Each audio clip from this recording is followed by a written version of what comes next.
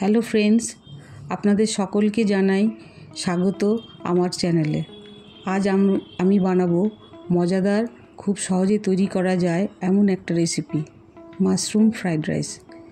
যারা ঝটপট লাঞ্চ বা ডিনার করতে চান, এটা তাদের জন্য একদম পারফেক্ট।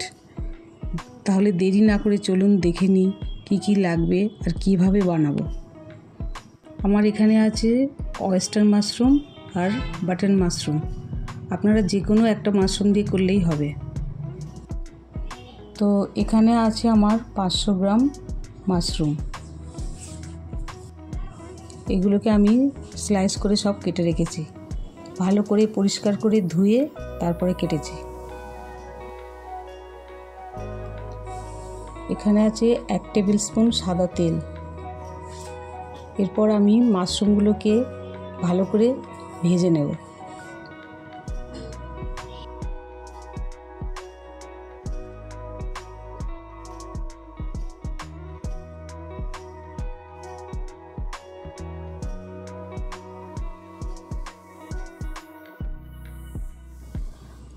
মাশরুম থেকে একটু জল বেরোবে, তো ঘাবড়াবার কিছু নেই।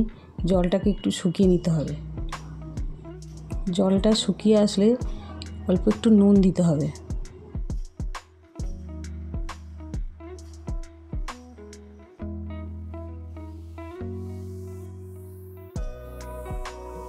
তো মাশরুমটা আমার ভাজা হয়ে গেছে, এবার এটাকে আমি নামিয়ে নিলাম।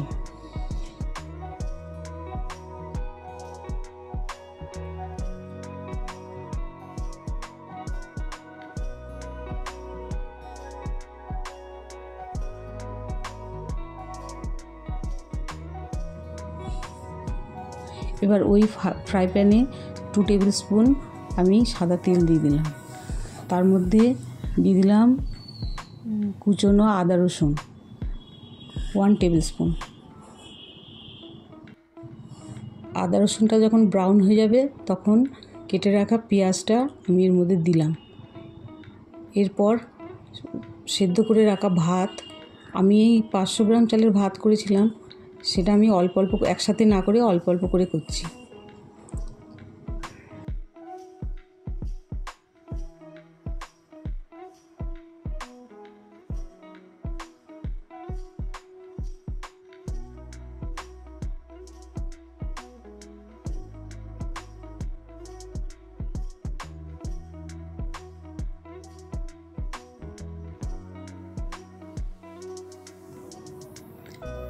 এরপর মাশরুম দিলাম।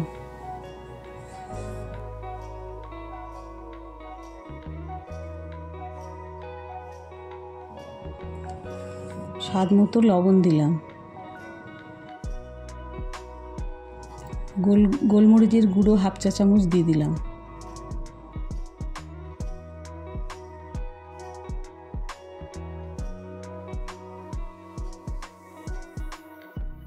ভাতটা ভালো করে ভাজা হয়ে গেলে এর উপর ছড়িয়ে দিলাম কুচনো স্প্রিং অনিয়ন।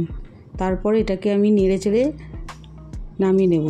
তো রেডি হয়ে গেল আমার মাশরুম ফ্রাইড রাইস।